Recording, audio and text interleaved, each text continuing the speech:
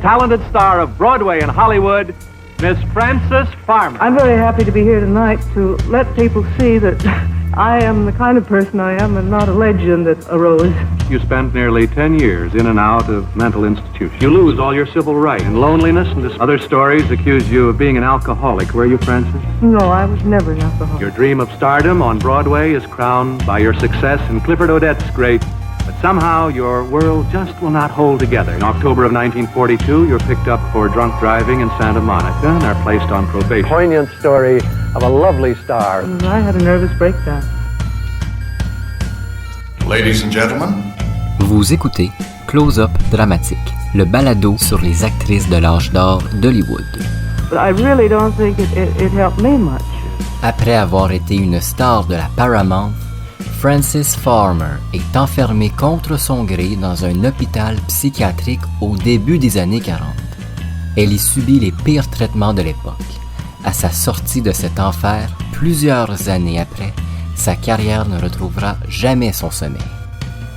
You're suffering from schizophrenia, hallucinations, fantastic delusions, organized emotions. For one reason or another, we received shots or hydrotherapy baths or electric shock treatments.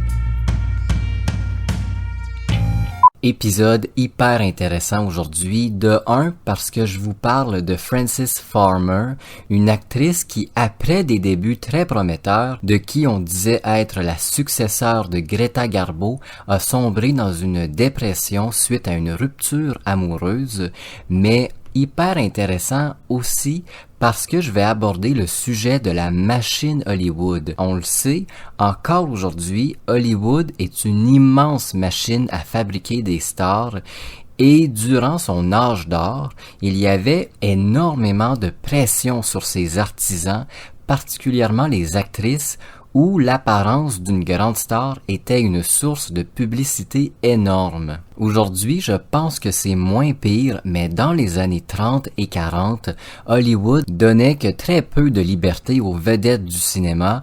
Les grands patrons des maisons de production dictaient quoi faire un peu aux acteurs et aux actrices. Et Frances Farmer, elle n'a pas adhéré à ce jeu, c'était un peu une rebelle. Elle voulait faire ce qu'elle voulait. Elle était pas excentrique, elle avait pas le tempérament d'une star qui voulait toujours se montrer à son meilleur. Ça va rapidement irriter ses grands boss qui vont lui mettre de plus en plus de pression. Et quand une de ses relations amoureuses va se terminer, le mental de Frances va littéralement s'écrouler. Elle va tomber dans une dépression très profonde et avec ça va venir différents problèmes qui vont mener à son internement dans un hôpital psychiatrique. Si sa vie vous intéresse davantage, sachez que son autobiographie Will There Really Be a Morning, désolé pour l'accent anglophone encore, est disponible sur le web. C'est un ouvrage vraiment poignant puisqu'elle va vivre un véritable enfer pendant son internement. Elle le raconte avec beaucoup de détails. C'est très très triste. En 1982 aussi, Jessica Lange a incarné l'actrice dans Frances. J'ai pas trouvé le film sur le web. C'est un film évidemment biographique, mais si vous le trouvez, sachez qu'il a été très critiqué puisque certains éléments seraient plus près de la fiction que de la réalité. C'est quand même une note importante à préciser. Histoire très intéressante aujourd'hui, mais aussi très triste pour comprendre comment Frances Farmer en est arrivée à son ras-le-bol immense. Commençons sa vie par le début. Frances Farmer est née le 19 septembre 1913 à Seattle. Elle est la fille d'un avocat très réputé, Ernest Melvin Farmer, et de Lillian Farmer, une diététicienne, un métier assez rare pour l'époque.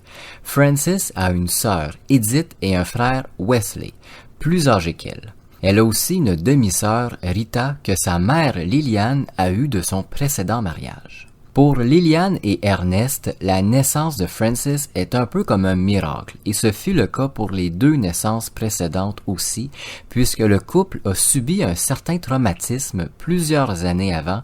En fait, ils ont perdu un enfant qui est décédé d'une pneumonie avant d'atteindre l'âge de 3 ans. Cette mort a marqué profondément les parents de Frances et ils ont accueilli chaque enfant qui a suivi comme un cadeau du ciel.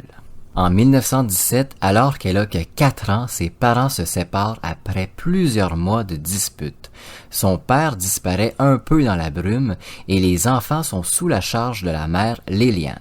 Suite au divorce, Lillian a pris la décision de déménager chez sa sœur Zella, à Los Angeles. Lillian ne sera pas une mère très présente. Elle est très occupée avec son travail de diététiste et en plus, elle commence à faire des études très poussées sur la nutrition, ce qui lui donne que très peu de temps pour ses enfants. Elle n'est pas du tout au courant que sa jeune fille Frances est une enfant presque surdouée selon ses professeurs. On l'a dit très vivace, rapide d'esprit et avec une intelligence et une logique qu'on voit que très peu chez les enfants de son âge. Frances va beaucoup souffrir de l'absence de sa mère, puisque sa tante Zella est elle aussi que très peu active dans la vie des enfants de sa sœur. En 1925, la famille déménage pour une seconde fois et se retrouve en Californie, où Lillian a un poste très élevé et désiré dans l'alimentation et la recherche.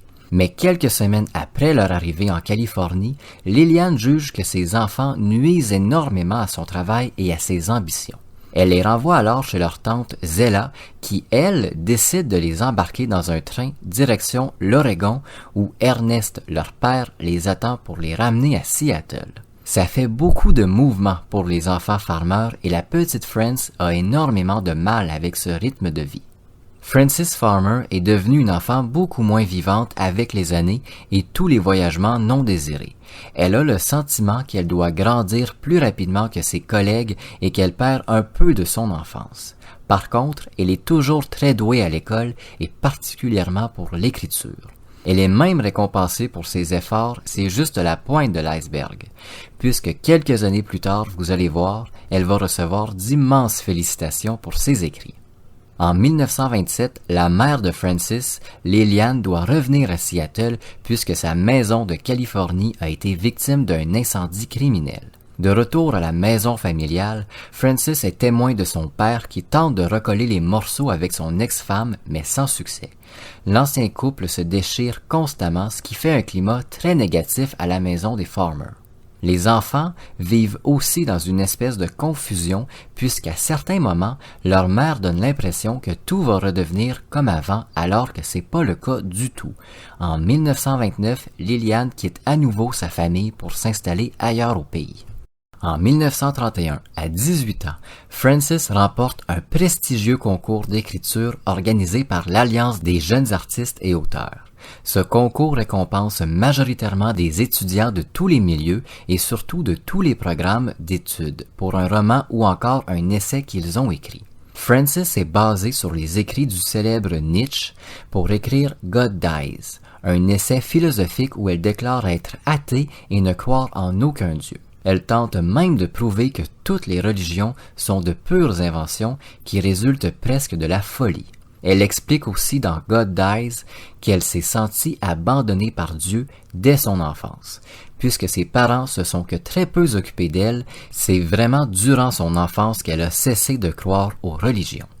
En 1931, son essai avait fait beaucoup jaser auprès de ses professeurs et des membres du jury du concours. Encouragée par son entourage et ses professeurs, la jeune femme se lance alors dans des brillantes études de journalisme à l'Université de Washington. Afin de payer ses études, elle enchaîne les petits boulots, elle est placière au cinéma, serveuse dans un café, mais fait aussi certains contrats musicaux où elle chante au Mount Rainier National Park. Frances est très charismatique et n'a aucune misère à se trouver des emplois du genre. Pendant ses études, elle se découvre aussi une véritable passion pour le théâtre, et ce sont les premières expériences de Frances Farmer dans ce qu'on peut appeler l'acting. Elle joue dans plusieurs pièces de théâtre produites par l'Université de Washington et obtient un certain succès. En 1934, suite au succès de Hellion-Corn, elle a déjà une certaine notoriété dans le monde du théâtre, mais Frances est formelle. Son ambition est de devenir journaliste. Bien qu'elle est passionnée par le théâtre, elle ne perd pas en vue ses rêves d'écriture. Lors de sa dernière année d'université, elle remporte un nouveau concours organisé par le journal The Voice of Action. Elle remporte un voyage en Union soviétique à Moscou, plus précisément, afin d'aller visiter le théâtre d'art de la ville.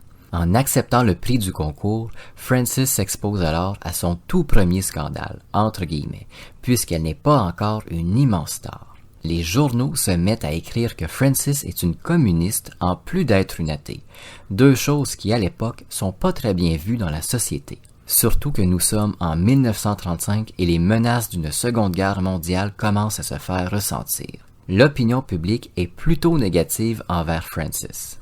Mais d'un aplomb naturel, elle répond aux nombreuses critiques qu'elle reçoit et on aperçoit alors un côté de la jeune femme qu'on ne connaissait pas encore tout à fait, son côté rebelle.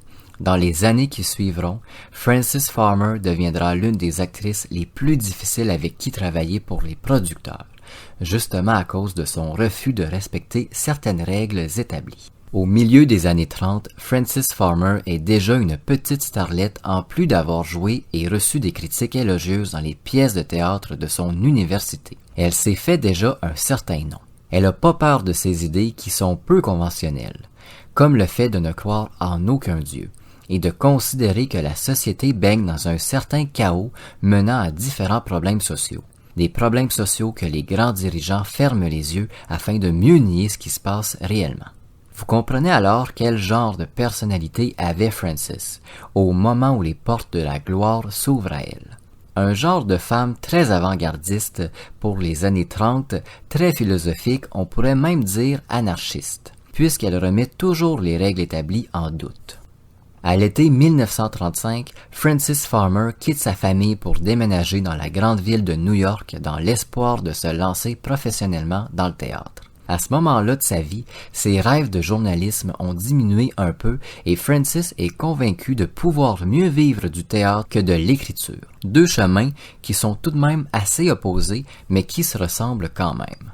À peine installée dans la grosse pomme, Frances se met à courir les troupes et les agences de théâtre. Elle rencontre rapidement un agent d'artiste, Shepard Traub. Traub fait réciter quelques textes de théâtre à la femme et y voit tout de suite un grand potentiel. Il refuse cependant de l'engager pour le théâtre et lui explique que sa place n'est pas sur les planches, mais plutôt devant une caméra. Traub la réfère alors à Oscar Serlin, recruteur de talent et chasseur de tête à la Paramount Pictures. Chez la Paramount, Serlin vit le coup de foudre avec la femme. En plus d'être très belle et d'avoir beaucoup de charisme, Frances Farmer est particulièrement douée. Il lui fait passer un test de caméra et sans surprise, son visage est fait pour le cinéma. Elle a un physique avantageux et un regard perçant. Ses yeux sont d'un bleu très perçant, qui traverse la caméra, comme on n'en voit que très peu à la fin des années 30.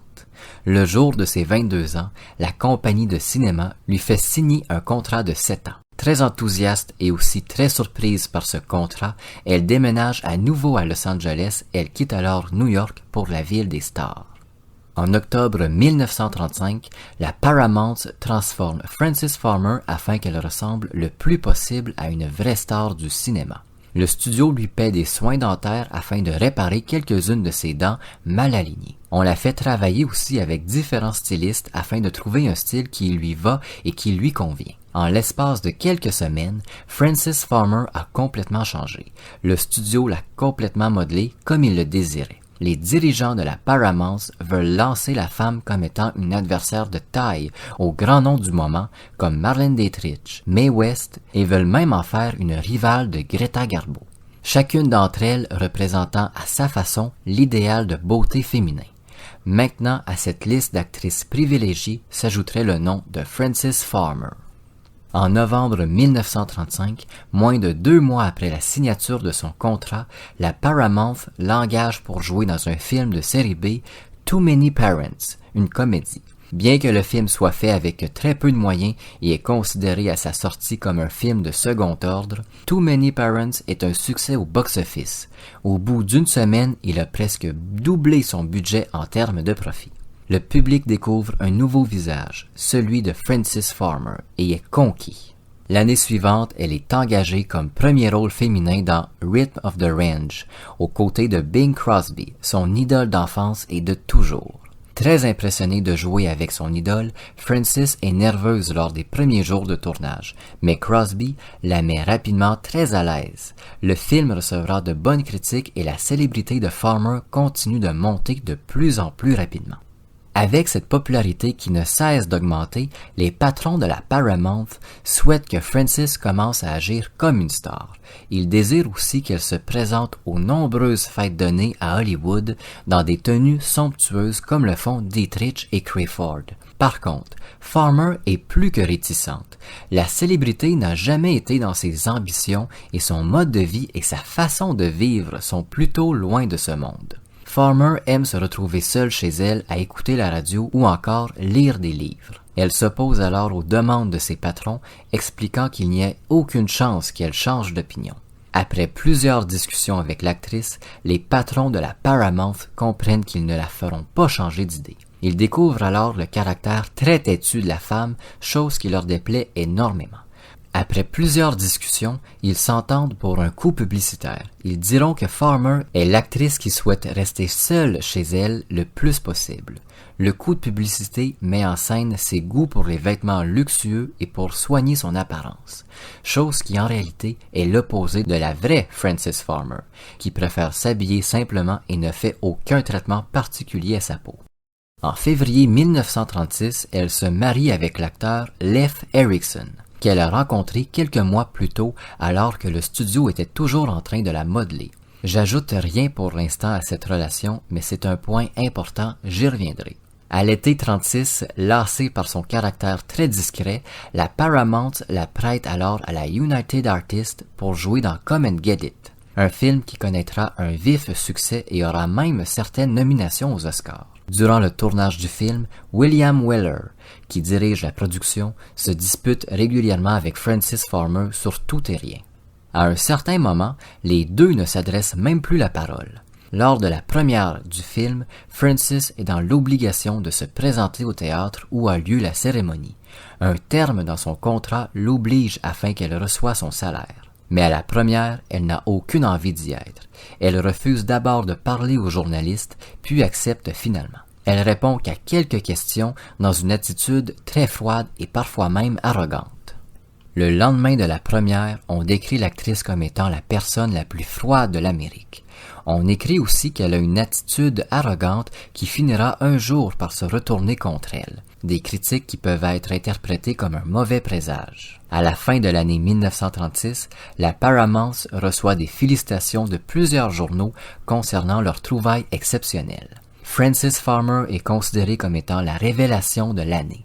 La Paramount compte bien évidemment utiliser ce titre afin de faire mousser la publicité autour de l'actrice. 1937 sera une année très mouvementée pour Farmer. Elle est à nouveau prêtée par la Paramount, cette fois-ci à la RKO, pour le tournage d'un film avec Cary Grant, The Toast of New York. Elle accepte d'abord de tourner le film puisque son personnage est celui d'une femme forte, ne se laissant pas mener par les hommes. Mais à l'approche du début du tournage, on change totalement le caractère du personnage, sans lui dire. Le rôle qui lui est donné est alors celui d'une femme très belle mais naïve et dépendante des hommes. Une tournure qui déplaît beaucoup à l'actrice. Après de nombreuses disputes avec le directeur puis le producteur du film, elle donne quelques entrevues critiquant sévèrement tout ce qui entoure The Toast of New York. En gros, elle offre une très mauvaise publicité au film. Après The Toast of New York, la Paramount va de nouveau essayer de faire un coup publicitaire avec l'actrice. Cette fois-ci, il déclare que le style de vie de la nouvelle star du cinéma est le plus luxueux du pays. Étant très déplu par cette publicité dont elle n'a jamais été informée, Frances organise alors une contre-campagne décrivant son style de vie elle-même comme étant très simple. Et c'est tout à fait vrai. Elle conduit une voiture d'occasion qui lui coûterait moins cher à remplacer qu'à réparer. Elle porte aussi des vêtements de seconde main qu'elle trouve parfois sur les trottoirs de boutiques. À chaque fois que la Paramount s'efforce de faire croire que Farmer mène la vie des gens riches et célèbres, l'actrice n'est jamais bien loin pour démentir le tout. À la fin de l'année, bien qu'elle est engagée dans des productions toujours de plus en plus importantes, Frances est très déplu par la tournure que prend sa carrière. Elle aimerait bien voir le studio de la Paramount lui offrir des rôles plus sérieux et éloignés du type de rôle qu'elle joue à ce moment-là. soit les femmes dépendantes des hommes. En plus, l'actrice déteste de plus en plus le star system imposé par la ville. Elle déclare dans une entrevue ne rien aimer du milieu, mais surtout entretenir une haine profonde pour Hollywood. Selon Farmer, le seul et unique point positif à Hollywood, c'est l'argent. Des déclarations qui déplaisent pas mal à la Paramount encore une fois. Farmer arrive à un certain point où elle n'en peut plus de Los Angeles et de son star system. Elle quitte alors la ville sans avertir le studio afin de renouer avec ses premières expériences, le théâtre. Sa popularité au cinéma lui fait rapidement avoir une place dans la troupe Group Theater, un nom pas très original mais reconnu un peu à New York et au Connecticut. En novembre 1937, elle obtient le rôle principal dans Golden Boy, une pièce qui, après des débuts mitigés, connaîtra un grand succès grâce à Frances Farmer. Au bout de 248 représentations, Farmer en sort heureuse et ressourcée, prête à affronter de nouveaux Hollywood dans un futur approché. Durant la production de Golden Boy, Farmer est tombée en amour avec Clifford Odets, un scénariste du milieu. Tout comme Farmer, Odets est marié à une autre actrice, Louise Rayner. Farmer et le scénariste vont entretenir une relation extra-conjugale pendant quelque temps, mais Odets ne va pas donner toute l'attention que désire Farmer. Il va finir par l'avoir de moins en moins jusqu'à ne plus donner de nouvelles. Farmer, avec son caractère très fonceur, va confronter son amant et la conversation va se terminer en dispute. Lorsque le Group Theater décide de partir pour Londres afin de présenter Golden Boy, Farmer est mise de côté puis renvoyée de la troupe. L'actrice va se sentir trompée par le milieu du théâtre. Persuadée que la troupe s'est servie d'elle afin d'attirer l'attention sur la pièce, elle se met alors à salir la réputation du Group Theater. Expliquant avoir été volontairement mise de côté lorsque les profits furent encaissés, elle retourne alors à Los Angeles retrouvant son mari à la fois dans la vie privée et à l'écran dans Ride a Crooked Mile. Puis elle participe à plusieurs productions de théâtre également. En 1939, elle participe au fiasco Thunder Rock, une production du Group Theater avec qui elle a renoué un peu. La pièce est un véritable échec, ne réussissant même pas à remplir ses salles à moitié certains soirs.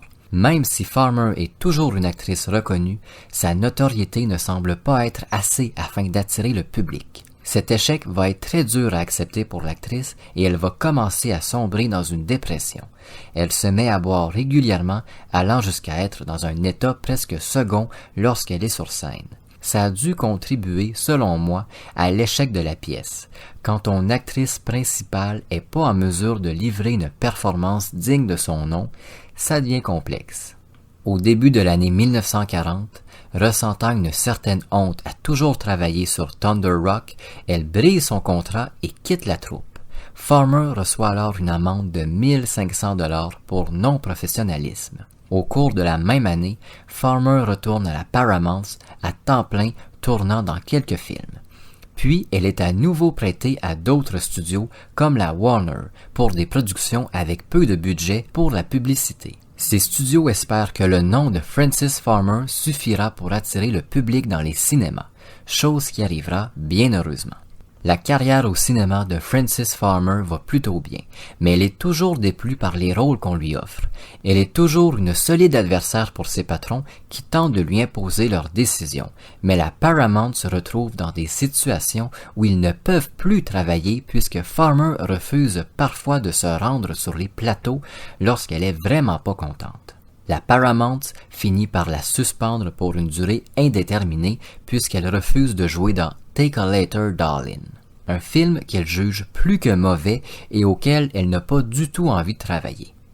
Dans sa vie privée règne un certain chaos. Son mariage avec l'acteur Leif Erikson ne va pas très bien et le couple parle de plus en plus de divorce. Pendant l'année 1941, Erikson va commencer à entretenir une relation avec l'actrice Margaret Hayes, qui sera très dure à assumer pour Frances. Bien que le mariage soit loin d'être idyllique, elle est toujours follement amoureuse de son mari, rien pour aider à sa dépression. Le 12 juin 1942, Leif Erikson divorce de Frances Farmer, quelques instants après avoir finalisé le divorce devant son ex-femme Erickson se marie à Margaret Ayers. C'est le début des ennuis pour Frances Farmer.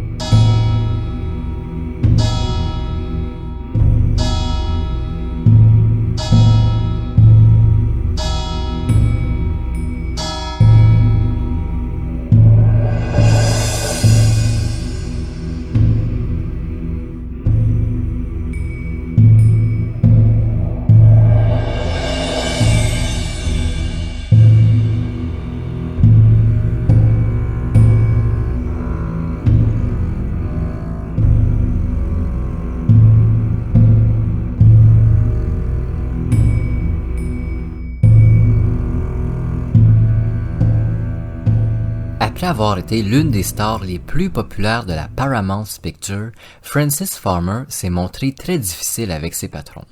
En refusant de tourner dans Take a Later, Darling, elle a provoqué tout un scandale à l'intérieur du studio. C'est l'une des premières fois qu'une actrice refuse catégoriquement de travailler et en plus, Farmer critique ses patrons concernant la tournure que sa carrière prend. Même si les relations entre Farmer et la Paramount sont conflictuelles, le studio va quand même cacher aux médias la suspension de l'actrice. Ils vont dire que c'est l'actrice qui a choisi de prendre des vacances méritées et qu'elle reviendrait sous peu. Le 19 octobre 1942 survient le premier d'une longue série d'incidents impliquant l'actrice. Ce soir d'octobre, elle est arrêtée au volant de son véhicule à Santa Monica en état d'ivresse. En plus d'être ivre au volant, elle roulait dans une zone de blackout avec ses phares allumés. Durant la Seconde Guerre mondiale, plusieurs pays, dont les États-Unis, avaient instauré ces règles de blackout où aucune lumière était tolérée. C'était une mesure défensive qui servait à donner le moins de visibilité possible à l'ennemi en cas d'attaque. Au moment de son arrestation, elle n'est pas en mesure de fournir tous les papiers que lui demande le policier avant de commencer à être violente envers ce dernier. Ne voulant pas coopérer avec les policiers, elle est emmenée au poste de police de Santa Monica où elle y passe la nuit.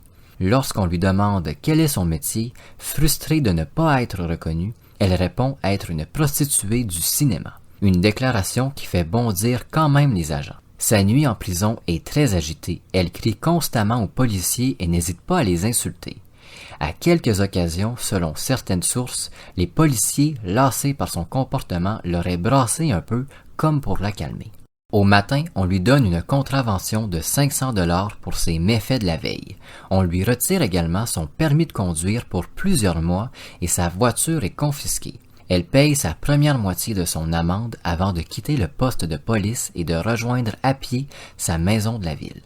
Suivant son arrestation, on ne sait pas trop comment, mais plusieurs médias ont eu vent de l'affaire et Farmer est harcelée par les journalistes. Elle refuse toute entrevue et bouscule les journalistes qu'elle juge trop envahissants. En novembre de la même année, elle est engagée pour tourner Murder at Laudis avec la Paramount qui a finalement mis un terme à la suspension de l'actrice. Le tournage aura lieu au Mexique et Frances Farmer s'en réjouit grandement. Elle voit ce nouveau contrat comme un renouveau dans sa carrière. Elle espère que les médias oublieront sa dernière frasque. Malheureusement, c'est pas ce qui va arriver. Dès son arrivée au Mexique, Frances fait parler d'elle. Lorsqu'elle arrive sur le plateau du tournage, elle apprend que le scénario n'est pas final, puisqu'il doit subir plusieurs modifications. L'histoire du film sera changée ainsi que le caractère de son personnage. Très frustrée par ses décisions, elle aurait alors piqué une crise avant de quitter le lieu. Pendant que des changements sont apportés au film, Frances se fait arrêter par les policiers mexicains. La raison de son arrestation reste encore aujourd'hui sujet à discussion, mais on va y aller avec la version officielle, celle de sa sœur Edith. Selon Edith, Frances, peu avant le début de soirée, se serait rendue dans un bar du coin et aurait commencé à boire. Elle se serait rapidement mise dans un état d'ivresse avancé et son comportement serait alors devenu violent envers les autres clients. À l'arrivée des policiers, comme elle avait fait à Santa Monica, elle se serait montrée très agressive envers eux, qui l'auraient alors arrêtée pour nuisance à l'ordre et à la paix publique. Suite à cette arrestation, elle est renvoyée immédiatement aux États-Unis et Murder at Laudis ne verra jamais le jour malheureusement. À son retour au pays, Frances découvre que sa maison de Santa Monica est habitée par une famille inconnue. Elle accuse alors sa mère et sa sœur d'avoir loué son domicile, sans sa permission. Une accusation qui s'avère vraie. Durant son absence, la mère de Frances, Lillian, avait vu un bon moyen de se faire de l'argent en louant la maison de sa fille à des inconnus pour leurs vacances. Se retrouvant alors sans domicile, sa mère lui loue une chambre dans un hôtel du coin.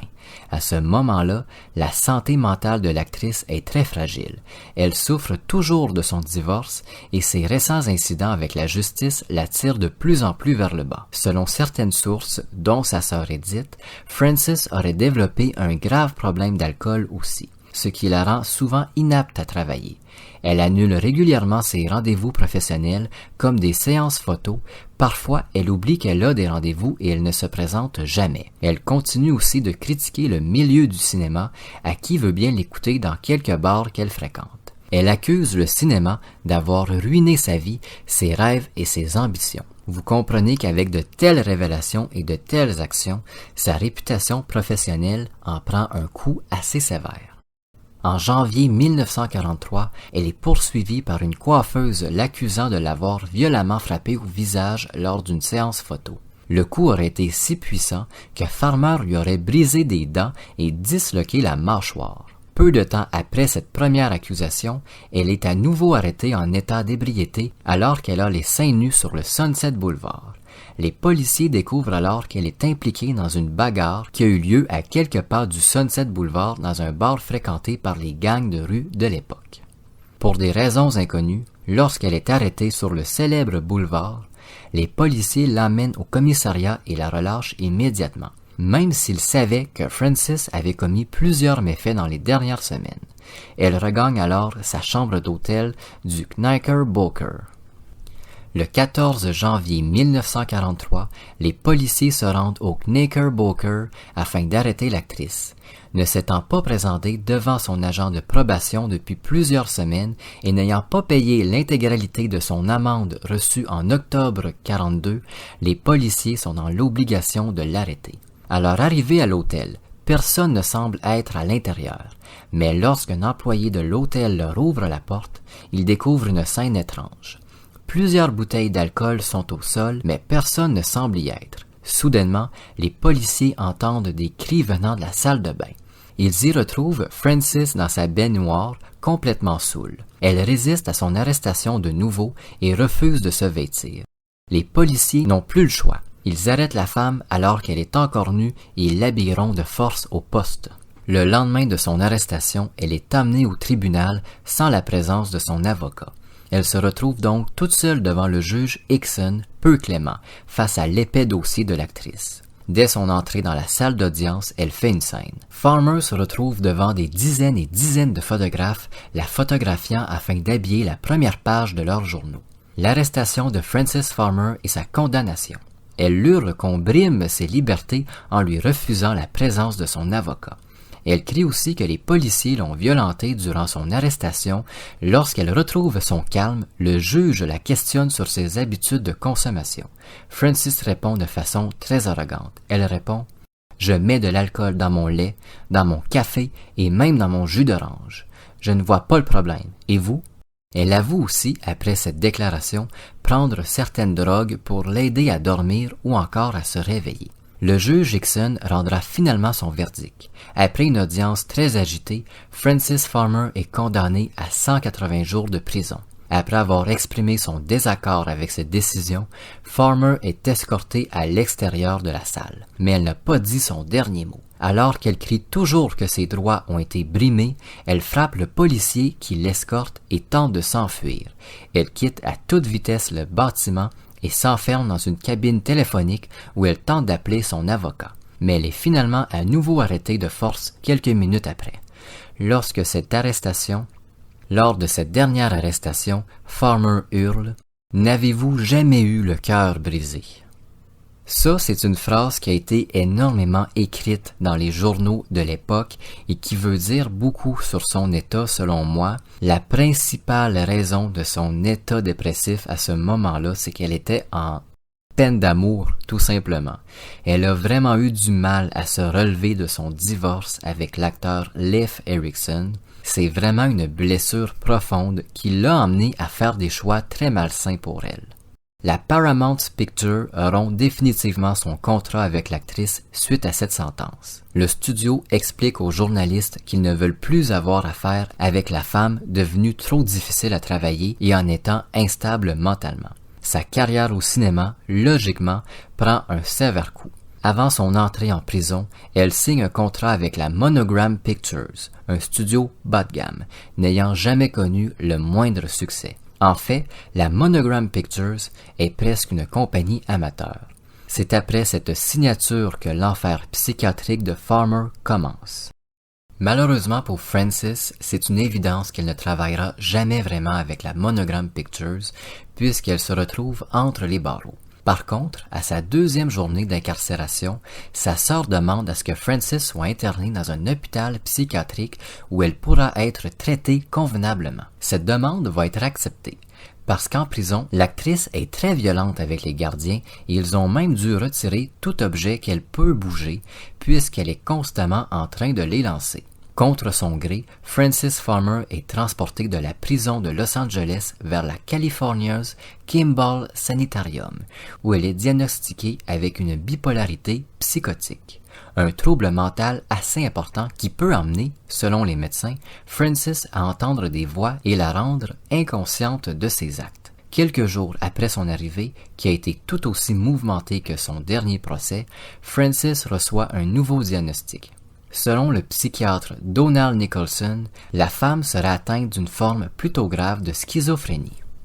En 1943, les traitements pour les maladies mentales sont pas très avancés. Afin de traiter les troubles psychiatriques, les psychiatres vont décider de donner à Frances de l'insuline pendant 90 jours consécutifs. Un traitement qui, au bout des 90 jours, reprendra après 3 semaines de pause, selon plusieurs sources, jusqu'à ce que le patient soit déclaré guéri. Pour rappel, l'insuline à petite dose peut aider à traiter le diabète. Par contre, à grande dose et pendant 90 jours de suite, comme a subi l'actrice, ça devient presque dangereux. Bien que ce traitement calme temporairement Farmer, il lui donne aussi de violents effets secondaires, comme des nausées, des étourdissements ou encore des pertes de connaissance. Ce genre de traitement peut aussi donner des ennuis cardiaques qui peuvent être très difficiles à guérir ou à traiter. C'est vraiment le début de l'enfer pour l'actrice, ce qui s'en vient sera encore bien pire. La California's Kimball Sanitarium est un institut psychiatrique à sécurité très minime. Il est très facile pour les patients les plus éveillés de s'évader à n'importe quelle heure du jour. Au bout de 9 mois, Frances Farmer s'évade de l'institut. Elle marche plus de 32 km afin de rejoindre la maison de sa sœur Rita. Chez sa sœur, Rita et Frances appellent leur mère Lillian. Lillian décidera de demander la garde permanente de sa fille, une garde qui lui sera accordée à condition que Lillian puisse offrir à Frances certains traitements non précisés. Frances Farmer est confiée à sa mère au début de l'année 1944. Déménagée à l'est de Seattle, Farmer devient très difficile à gérer de nouveau. Le climat dans la maison est plus que glacial et la mère et la fille se disputent régulièrement pour tout et rien. En plus, Frances, qui désire toujours faire du cinéma malgré son amour-haine pour le milieu, ne trouve plus d'emploi à cause de son passé en milieu psychiatrique. Dans les années 40, les personnes ayant séjourné dans ce milieu ont souvent mauvaise réputation et il est très difficile pour eux de se remettre à vivre en société à cause de l'opinion publique. Frances est donc très souvent à la maison et les fois où elle s'absente, elle ne respecte pas le couvre-feu qui lui est imposé, une source de conflit entre la mère et la fille. En mars 1944, une dispute éclate chez Lillian et Frances en vient au cou dans une bagarre dite sauvage par la sœur de l'actrice Rita. Cette fois-ci, c'est la fois de trop pour Lillian, qui fait interner sa fille au Western State Hospital pendant 3 mois. Le Western State Hospital était réputé pour être à l'époque l'un des instituts psychiatriques les plus sévères et durs des États-Unis. En 1958, l'actrice elle-même revient sur ses 3 mois passés à cet institut. Farmer explique qu'elle a subi des électrochocs de façon quotidienne durant toute la durée de son internement. En plus des traitements à l'insuline qui sont eux aussi quotidiens, Farmer subit les bains d'eau glacés lorsqu'elle se met trop en colère. Selon ses propres dires, il était fréquent que les infirmiers de l'établissement plongent la tête des patients pendant plusieurs dizaines de secondes dans l'eau glaciale. Durant quelques-uns de ces traitements, Frances serait tombée en hypothermie à cause de la longueur des bains froids. Frances reconnaît elle-même avoir été une patiente difficile et très arrogante envers les médecins et les infirmiers, et reconnaît même avoir utilisé la force contre eux. Il est arrivé très souvent que des batailles éclatent entre Frances et le personnel. L'hôpital se retrouve à un certain moment surchargé de patients, ce qui force les patients à alterner leur nuit dans des lits. Il n'est pas rare que des bagarres éclatent pour un lit ou un autre. Frances, avec son caractère bien trempé et son état déjà nerveux, est très souvent dans ces conflits. Pour calmer les bagarreurs, les infirmiers retrouvent alors les bains glaciales avant de les enfermer dans des pièces noires attachées à des camisoles de force contre les murs où ils passent la nuit. En juillet 1944, Frances est déclarée saine d'esprit par l'Institut. À sa sortie, sa famille l'installe en campagne chez une tante où elle peut se reposer et retrouver une vie presque normale. La liberté de l'actrice sera cependant très courte. Même si elle est déclarée saine d'esprit, Frances Farmer a gardé son tempérament bouillant et une certaine rancœur envers sa famille qui, contre son gré, l'ont internée. Chez sa tante, elle est souvent colérique et très difficile à gérer. Au cours de la même année, après s'être enfui pendant plusieurs jours de la campagne, Farmer est arrêté pour itinérance et désordre public avant d'être ramené de force chez sa tante. En mai 1945, sa famille doit la faire interner de nouveau puisque Frances recommence à montrer des signes de folie. Elle menacerait régulièrement les membres de sa famille en plus de fuguer de plus en plus souvent. Elle aurait de violentes crises de larmes qui finissent toujours avec des coups dans les murs. Aujourd'hui, c'est clair que Frances Farmer serait diagnostiquée avec une très grande dépression, mais en 1945, c'était de la folie. Une chance que le tout a évolué. Le 21 mai 1945, Frances Farmer entre à nouveau à l'Institut psychiatrique. Elle y passera 5 ans, et c'est pendant ces 5 ans qu'elle vivra les pires horreurs. You spent nearly 10 years in and out of mental institutions. Poignant story of a lovely star. Suggesting things that I could possibly have been doing, which I never did. Your dream of stardom on Broadway is crowned by your success in Clifford Odets' great hit Golden Boy. But somehow your world just will not hold together. You know, if you get treated like a patient, why, you have to act like one, and these things just pushed me a little too far, and... You react violently. You're suffering from schizophrenia, hallucinations, fantastic delusions, disorganized emotions.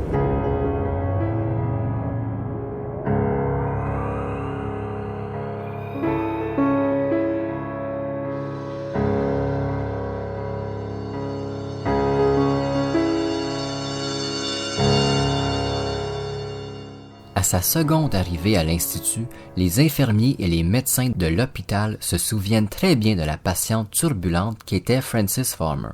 Ils décident alors de la mettre dans une nouvelle unité qui disent spéciale, réservée justement aux personnes qui présentent des comportements violents de façon régulière. Les patients qui se retrouvent dans cette unité sont attachés la grande partie du temps à leur lit ou attachés à des camisoles de force. Certains sont même bâillonnés afin d'éviter un vacarme trop important. Tout ce que je vais dire à partir de ce moment sur le deuxième internement de Frances, je l'ai lu dans son autobiographie Will There Really Be a Morning, sortie 2 ans après sa mort en 1972. Il est disponible gratuitement en anglais sur le web. Je vous le conseille, je vais vous faire tout de même un résumé de ces 5 années d'enfer à l'asile psychiatrique. Je tiens à dire aussi que le Western State Hospital n'a jamais affirmé que de tels traitements avaient été subis par des patients. Ils ont même souvent nié, mais il existe tellement de témoignages de gens qui ont séjourné à cet institut que c'est très probable qu'il y ait vraiment eu de tels mauvais traitements. Et que le cas de Frances Farmer n'est pas un cas isolé. Vous allez voir, les conditions de vie sont plus que difficiles. Elle raconte dans Will There Really Be a Morning qu'elle a subi des viols de certains médecins alors qu'elle était attachée à son lit. Farmer aurait aussi subi des viols collectifs d'infirmiers alors qu'elle subissait des bains glacés. Lorsqu'elle devient très agressive, on la bat à l'occasion également. Comme je l'ai dit plus tôt, on la force à recevoir des injections d'insuline pendant 90 jours consécutifs à intervalles de plusieurs mois, ce qui lui cause des nausées et des diarrhées très importantes. Lorsque les infirmiers sont épuisés par l'actrice, ils la forcent à manger ses excréments pendant qu'ils l'insultent, l'une des pires humiliations qu'on peut faire subir à une personne. Parfois, sans raison, les infirmiers amènent l'actrice dans une chambre à part où ses bras sont enchaînés au plafond, les pieds quittant le sol. Elle est laissée là pendant plusieurs heures, voire des jours en entier. Enchaînée dans cette pièce, elle devient parfois l'esclave sexuelle de certains psychiatres de la place, profitant de la situation pour vivre leurs fantasmes les plus violents. Dans son livre, en plus des mauvais traitements qu'elle subit, Frances décrit l'horreur des conditions de vie de l'Institut. Des rats hantent les couloirs et les chambres de l'unité spéciale et mordent parfois les patients. Les patients sont souvent laissés à leur faim, n'ayant pas de service de nourriture pendant quelques jours. L'hiver, il fait également très froid dans cette unité reculée de l'hôpital, puisque les chambres n'ont pas été correctement isolées, laissant le froid entrer facilement. En 1947, Frances Farmer aurait passé très près de subir une lobotomie, opération très risquée, mais son père serait arrivé juste à temps pour empêcher les médecins de procéder. Pour faire une courte histoire de la lobotomie, c'est un traitement très violent qui demande carrément de retirer une partie du cerveau. C'était pas rare que les patients qui subissaient ce genre d'intervention finissent complètement légumes. Vous m'excuserez de l'expression, mais c'est ça. C'était pas rare aussi que certains mouraient durant l'opération. Une opération très barbare qui servait selon moi à rien. Au bout de 5 ans d'enfer, Frances Farmer sort de l'hôpital psychiatrique pour ne jamais y retourner. Âgée de 37 ans, Farmer tentera de relancer sa carrière au cinéma sans succès. L'opinion publique étant toujours défavorable aux personnes ayant vécu dans les asiles. Elle s'occupe alors de ses parents jusqu'à leur mort en 1955 et en 1956. Pendant qu'elle était enfermée contre son gré, Frances a entretenu des relations très complexes avec les membres de sa famille, particulièrement sa mère, Lillian. Faut pas oublier qu'elle les avait abandonnés durant leur enfance et que Frances avait très mal vécu cet abandon. Et quand Frances va se retrouver en institut psychiatrique, Lillian, elle va accepter beaucoup de traitements pour sa fille, sans que cette dernière soit avisée ou consultée. Sans oublier les quelques mois qu'elles ont passés ensemble lorsque l'actrice est sortie pour la première fois en 1945. Ça a été très violent comme réunion. Mais malgré toutes leurs histoires, Frances est occupée de sa mère malade tout en gardant une certaine distance. Afin de gagner sa vie, Frances occupe différents emplois comme serveuse de restaurant et s'occupe d'un petit hôtel dans l'Oregon. Elle se marie de nouveau en 1954 avant de se séparer l'année suivante. En 1958, elle rencontre Leland Mixell, qui est producteur indépendant. Il est avec aucune compagnie, ni de cinéma, ni de télévision. Il signe des contrats avec qui il veut et quand il le veut. Frances et Leland se marient la même année. La télévision lui donnera cependant sa chance en 1958 grâce à son mari et elle aura énormément de succès avec l'émission Frances Farmer Present. Durant cette émission, diffusée jusqu'en 1964, l'actrice y présente des personnes normales comme des célébrités afin de parler de leur vie et de mettre au grand jour certains sujets sensibles. Elle aborde très souvent le sujet de la psychiatrie, rappelant à chaque fois son parcours tragique. Elle exprime aussi son désir de voir les gouvernements aider davantage la réhabilitation des patients sortant d'instituts psychiatriques, souvent laissés à eux-mêmes. C'est encore malheureusement le cas aujourd'hui en 2022. Bien que sa carrière n'ait jamais été vraiment relancée, Frances Farmer a toujours gardé une certaine présence dans la vie publique. Et je vous disais que pendant son émission, elle parlait souvent de la santé mentale. Elle le faisait pendant ses entrevues aussi, lors d'autres émissions, autant télé que radio. Elle était vraiment l'une des premières célébrités à parler de la santé mentale. Elle avait pas peur de l'opinion des gens parce qu'elle était persuadée qu'il fallait que ça change et elle avait totalement raison. Elle devient alors le visage du changement de l'opinion publique envers ceux qui ont séjourné en milieu psychiatrique. D'ailleurs, faut que j'en glisse un mot, en 1958, elle a donné une entrevue que je qualifierais d'incroyable lors de l'émission This Is Your Life, où elle revient sur ses années en psychiatrie. C'est une entrevue très touchante parce qu'elle se raconte sans pudeur. C'est disponible sur YouTube en intégralité. Allez voir ça. Elle est très calme, posée. Il n'y a rien qui laisse penser que 10 ans avant, cette femme-là, elle était agressive, en pleine dépression, mal soignée dans un asile. Au cours des années 60, elle renoue avec le théâtre et va jouer dans quelques productions à succès. De sa sortie de l'Institut psychiatrique jusqu'à son décès, Frances Farmer n'a pas fait parler d'elle à cause d'un scandale. Elle s'était vraiment calmée, peut-être un peu traumatisée par tout ce qu'elle avait vécu, mais aussi peut-être qu'elle avait gagné en maturité et qu'elle avait réussi à passer par-dessus sa dépression.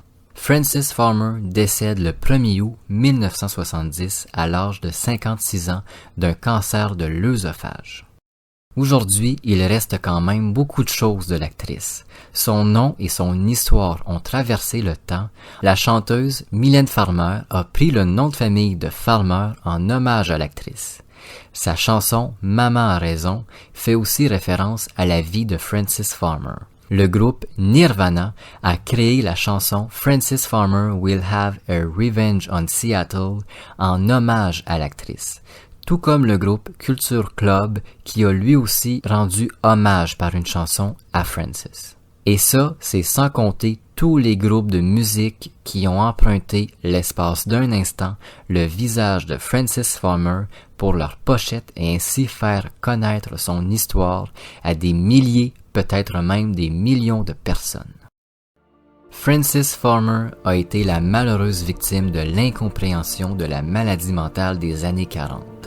Après avoir subi les pires traitements, voire les pires tortures, elle est revenue la tête haute.